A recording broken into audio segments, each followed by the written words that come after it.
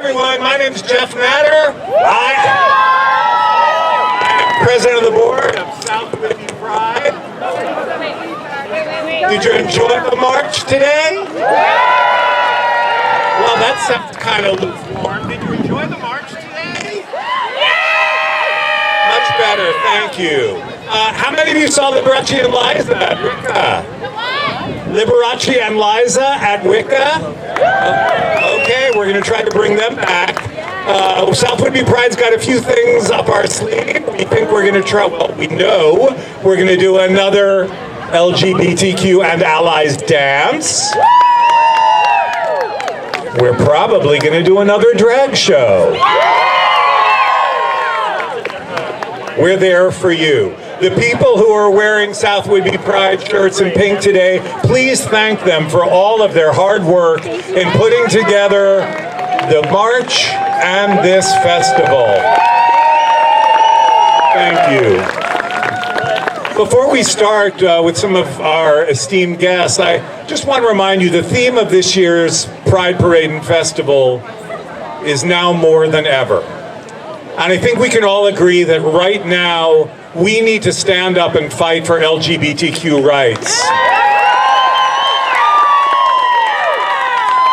Our rights are very much on the chopping block. I will say that this parade is the greatest example of DEI that we could throw in the face of a government that doesn't want it to happen. Trans kids were just denied their rights by the Supreme Court, which said that any state has the right to deny them gender-affirming care. Trans people cannot use the bathroom fitting their gender identity in many states. Trans people are being drummed out of the military, in which many of them have served their country proudly for many years. And books and information referencing the queer community is being pulled out of libraries on a daily basis. We are not going to let this happen, are we? No! We're going to stand up and fight back, aren't we? Yeah! I'm glad to hear it. Well, I'm glad we're all on Whidbey Island. Thank you. Let's start with the first of our speakers. Our wonderful, glorious mayor of Langley, Kennedy. Kennedy Horstman's been out and proud since 1987, probably 10 years before I was born. She began her life working in service as part of the community response to AIDS, and I'm very proud to say that Kenny and I worked together at Northwest AIDS Foundation in Seattle back in the early 1990s. She detoured for a while, cutting her teeth in tech, and has now come full circle back to public service in beautiful Langley on Whidbey Island. So let's please give it up for Mayor Kennedy Horstman.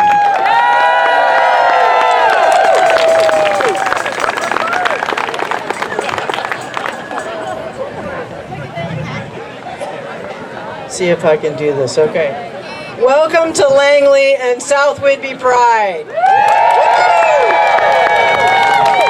Thank you for coming out to celebrate the diversity, strength, and resilience of our community. And as a middle-aged, soft, butch, get-her-done lesbian,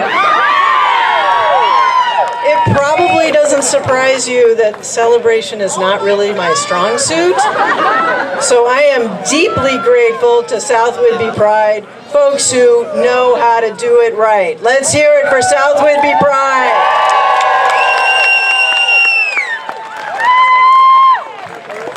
I'm also here as the great-granddaughter of immigrants and 3 generations of service members and veterans.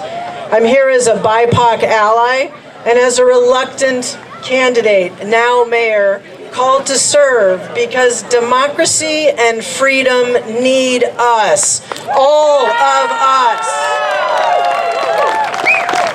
In short, I'm here as a global citizen and as an out, proud American and LGBTQIA+ community member, because now more than ever, we need community. You may be daunted by the current state of things, and you may ask yourself, as I have, what can I do? And I say with confidence and conviction, we must do what we have always done. Because we have been here before. Some of us have never been anywhere else. And because the virulence of the backlash is in direct response to our strength, our success, and the breadth of our coalition. So now more than ever, we are called to lead because we understand that injustice against one is injustice against all. Now more than ever, we need to form a more perfect union as we always have, with integrity, love, and inclusion, upholding the human and constitutional rights of all, regardless of background, identity, or circumstance, defending and strengthening the principles of our participatory democracy, and affirming there is no place for violence or intimidation of any form.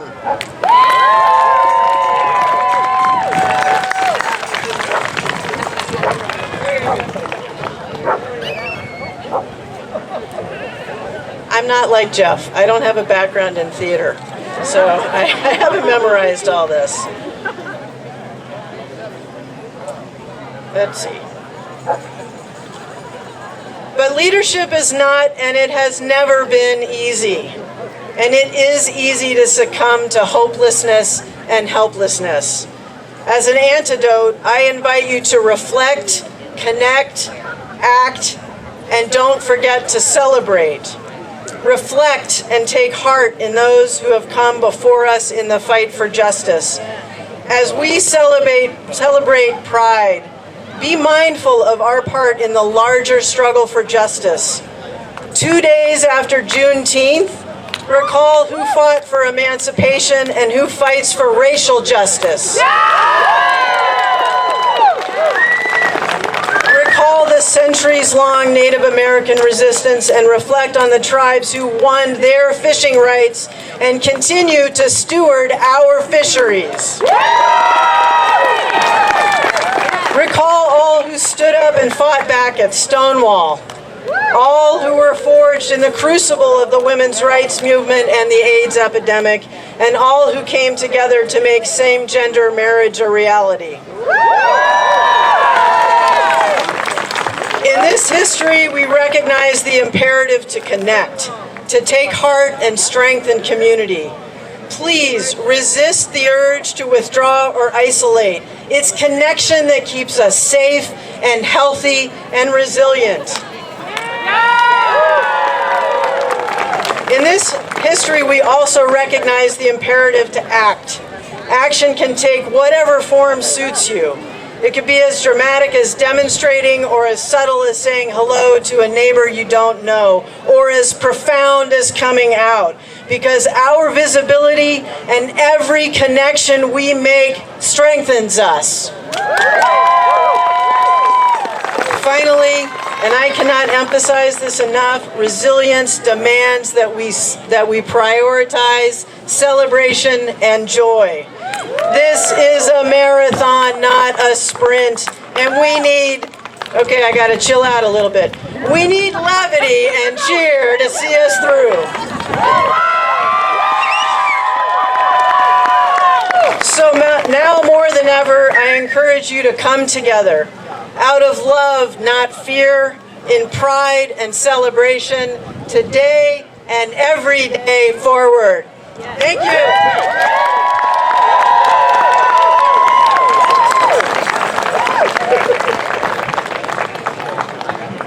Thank you, Mayor Horstman. We love you. Can I say a special thank you to all of our allies in the crowd today? How about a big round of applause? I've heard it said that an ally is someone who stands next to you in your fight for justice. A champion is someone who stands up for you when you're not in the room. And I would challenge all of our allies, become champions if you are not already. When you hear homophobia, when you hear transphobia, when you hear any kind of oppression, stand up and say something and fight it. I now want to introduce a good friend of mine and a member of the South Whitby Pride Board, Amy Wheeler. Amy Wheeler is proudly and joyfully married to her wife, Kate Buzzard, as opposed to Buzzard. A marriage celebrated with a ceremony on Whitby in 2007, but not legally recognized until 2015. They live in a historic dance hall in Clinton, where they raised their son, Jacob. Amy is a playwright, a terrific playwright, may I add, a teacher and a nonprofit leader who served as Hedgebrook's executive director for many years. Please, let's put it together for Amy Wheeler.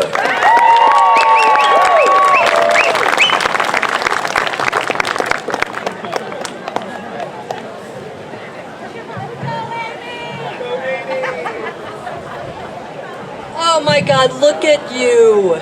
This is such a beautiful, beautiful crowd. Just look around, beautiful people. Thank you so much. This parade, y'all, I don't know if you know this, but this parade is the biggest, probably, I'm gonna go with what some other people do and say by 1,000,000 times bigger than any other parade. In fact, when we were coming around on 2nd Avenue, we had to stop because everyone was still coming down from here. That's the first time that has happened. So thank you, everyone who marched, and thank you for coming out and making that happen.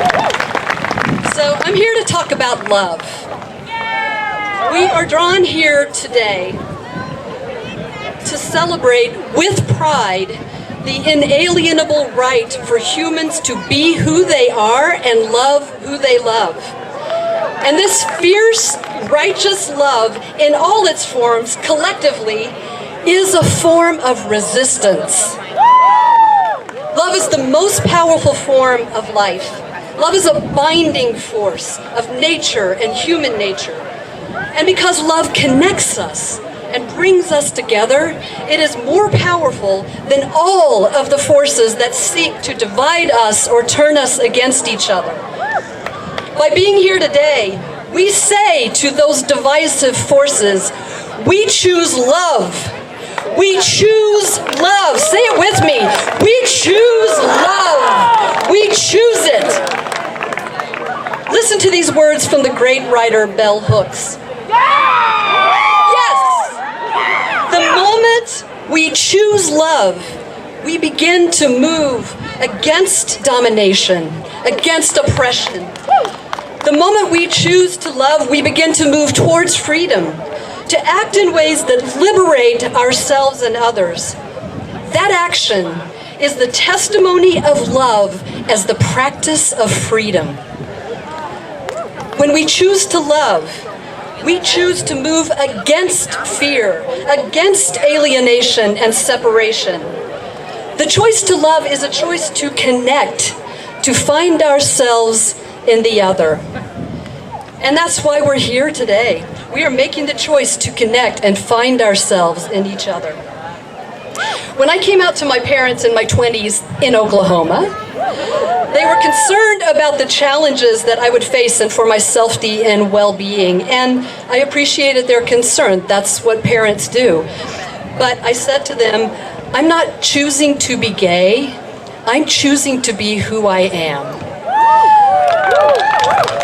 By coming out, I was choosing to share who I am with them. I was choosing to love myself, and they were choosing to embrace me for who I am. Over the years, Mom and Dad have reveled in being out with me. They are vocal allies of their gay daughter and activists in the queer community in Oklahoma City. My dear father, Jim, who passed several years ago, was a retired Methodist minister, and he risked his pension to officiate Kate and Mai's wedding in 2007, before it was legal. Go gym. That was one of the proudest things that my father did. And for the rest of his life, at every Pride Parade we were at, that's the story he would tell everyone. My mother, Jo, who turns 89 tomorrow, continues to speak out at her church. She is the squeaky wheel at her church in Oklahoma City, and she has been a vocal advocate in their decision to continue to support gay marriage. So I invite you to take a moment and look around you and see who's here. Some people you know, some people you don't know yet.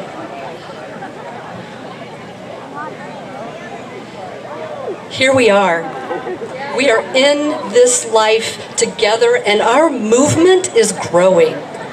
So to the forces that try to divide us or make us fearful or silence us or turn us against us, we say, we are here, we are queer, we are allies, and we are a force of love to be reckoned with. Thank you, and I love you. Thank you for being here.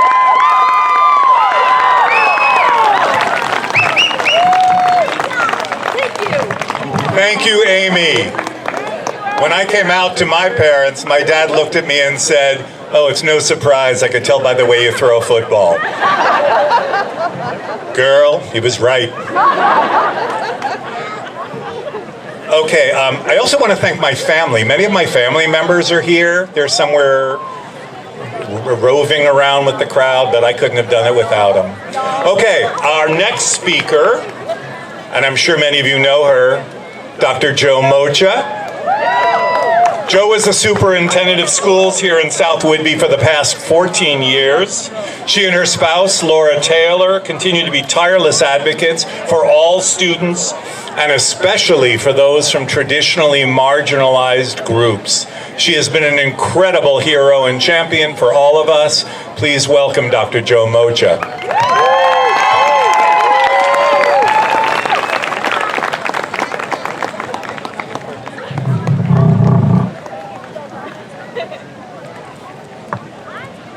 Thank you all. What a lucky day. It's not raining, so how lucky are we? It's a joy and an honor to stand here today as the Grand Marshal for this year's Pride Parade. I really am deeply moved to see all of you and to know that it's a record crowd for us today. We have family here, friends, allies, elders, those of us who've been around for a long time, making sure to keep our rights intact. We stand together in love, in the celebration of our identity, and the right to be exactly who we are. This year's theme, Now More Than Ever, is not just a slogan, it's a call to action. It speaks to the moment we're living in, where LGBTQ+ rights are under attack in too many places, and we're simply existing openly, authentically. For some of us, it remains an act of courage. Even here in South Whidbey, we see symbols vandalized, student banners removed, and flags destroyed. So now more than ever, our personal stories matter. Telling the truth about who we are out loud without shame is a revolution. Whether you're gay, trans, bi, queer, intersex, non-binary, questioning, or an ally, your voice matters. Your being matters. Because when we share our truths, we give others permission to do the same. We make room and we say, you belong.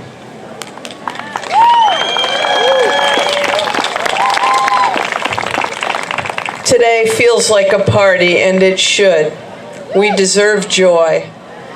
It's also a promise to lift each other up, especially when things are hard. And things are hard. All we have to do is look at the news. Youth across the country are being told not to talk about who they are, not to read about who they are. Families are being targeted for loving their children. People are being pushed back into silence and fear. But not here, not on Whidbey Island, not in our community. Do not relent to the pressure.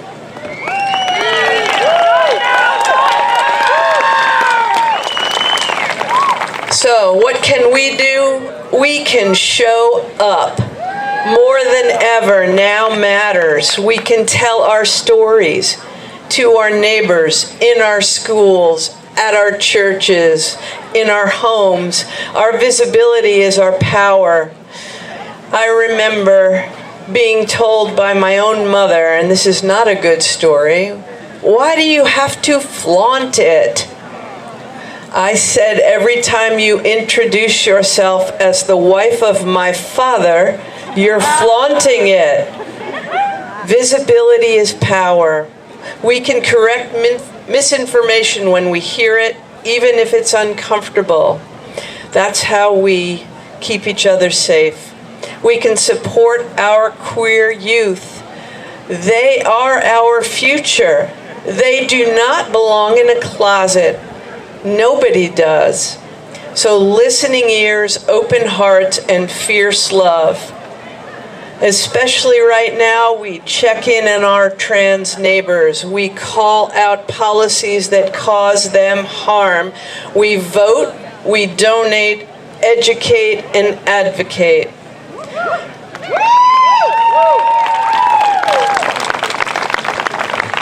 And yes, we can be kind, but kind does not mean that we accept what others put out there that is unkind. We can choose every day to show up in ways that make someone else feel more seen, more heard, and more whole. South Whidbey has a very strong heart. This community knows how to care for one another. Let's keep doing that. Let's make sure that every person, especially our LGBTQ+ family, knows that they are cherished, they are needed, they are seen, and never alone. Thank you for your courage, for your joy, and for your pride. And today, let's celebrate.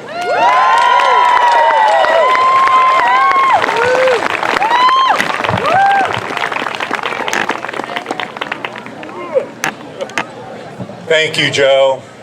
When my husband and I first came to Whidbey Island about 7 or 8 years ago, we stumbled on the Gay Pride March that day. There were about 50 people marching. The march lasted about 10, 15 minutes. This year, we're estimating that over 600 people marched. And if we use the official White House estimate, that's 250,000 people marching. We'll bring in the tanks next year. We've got two more wonderful speakers. Next, I also want to introduce a very close friend of mine, Kimberly Wilson. Kimberly is a writer, a reader, an auntie, an archery nut, so be prepared, and a former journalist. She's the executive director of Hedgebrook, a writing residency for women-identified writers in Langley. She is also bisexual, and she's thrilled to be here. So let's give it up now for Kimberly Wilson.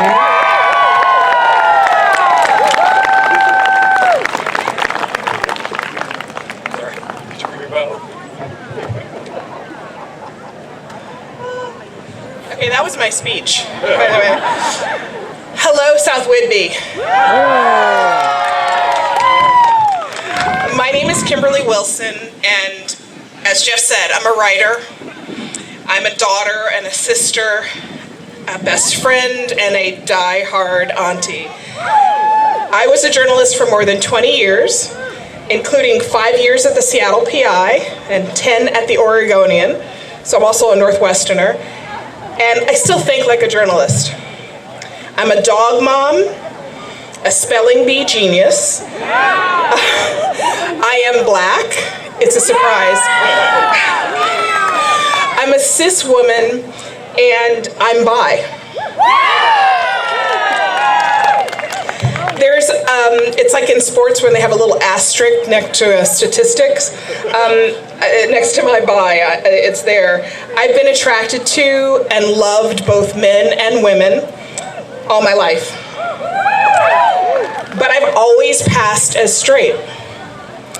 In Black culture, for those with light enough complexions and straight enough hair, passing was a way to experience unfettered access to the majority white culture. You get all the opportunity, inherent in whiteness, with none of the disrespect, segregation, or physical danger of being Black. But only if you kept your identity secret and buried your past. For most of my life, I passed as a straight, singularly man-loving woman. I buried part of myself. In middle age, I've learned to tell the whole truth without omission. Being your full self is an act of bravery, and living bravely is far better than the alternative. It was a 10-year-old who gave me the courage to be brave. My niece, Eli. Her mom is standing right there. She's my oldest and eldest friend, Twitch. When we met, we were 12 years old, and I never told her that I was attracted to girls and to boys. And here was my niece, her daughter, at 10, owning her full identity. When she came out during COVID, I was blown away. I was a very good compartmentalizer. I had never come out. Because of her, I did. Oh, Eli. I am bi.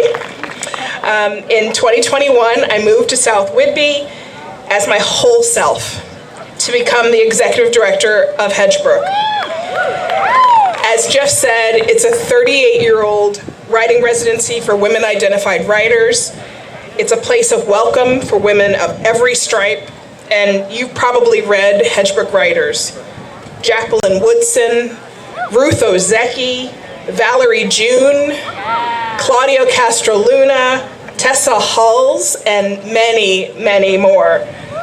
If you're free tomorrow, please join us at our annual open house so you can learn more about this treasure that's in our midst.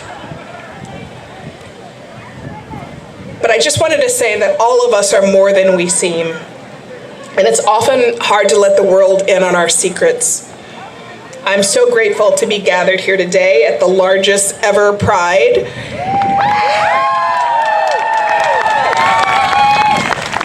And I'm great to celebrate being our full selves and to celebrate the courage of those whose example lights a path for our own truths. Pride Month celebrates the myriad and complex human identities of LGBTQIA+ folks. I don't pass anymore. I'm out and proud, and I thank you so much for being here.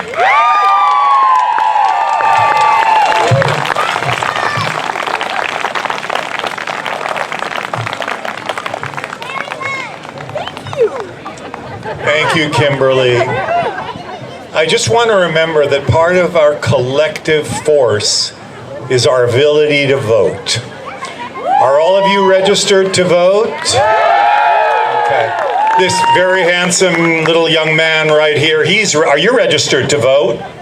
Yes, he is, he said. If he can do it, you can do it. Do it and do it frequently. Several times each election, that's what I said. Our final speaker is another absolutely wonderful person who I'm very proud to call my friend, and that is McLoughlin. M is a multidisciplinary artist who has lived on Whidbey for over 10 years. They're a founding member of South Whidbey Pride, and they've served as treasurer and event chair for the festival. They'll be reading an original poem on our theme this year, Now More Than Ever. M.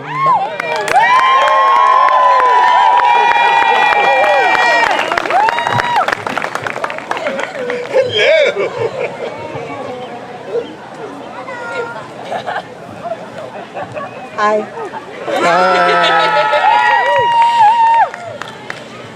Now, more than ever, I say I love you with my words, with my arms, with my breath, because love has always been the beginning. Love has been the fight. Love is how we lasted, and love is why we are still here. Now, more than ever, I say I love you. Call me when you get home. Have you eaten? Are you okay? Now, more than ever, when I hug, I don't let go first. Because holding is holy. Holding her, holding the line, holding the light. Now, more than ever, I start thinking about leaving. Now, more than ever, I know I will stay. Because the I that stays becomes the we that survives. Because the I that loves becomes the we that fights. Now, more than ever, I am visible. Now, more than ever, I am loud. Now, more than ever, when I hold my girlfriend's hand walking down the street, I hear the footsteps of Sylvia Rivera, of Greta Cammermeyer, of Heather Purser, of Audre Lorde, and I squeeze tighter. Now, more than ever, pride is a protest. Pride is a refuge. Pride requires community. Pride requires courage. Pride requires you and us. We turn mourning into movement. Now, more than ever, we refuse silence as survival.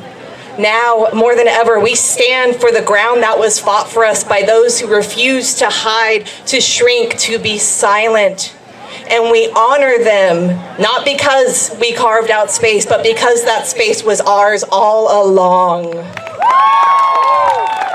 Now more than ever, we are not going back, because the only place that we never belonged is back there in the first place.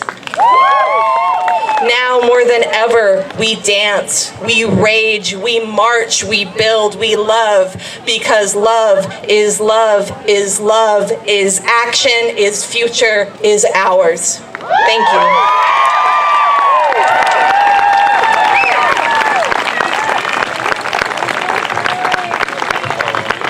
Wow. Wow, thank you, Em. Well, you've heard enough from all of us, but I want to just acknowledge one other person who makes this festival fabulous, and that is DJ April.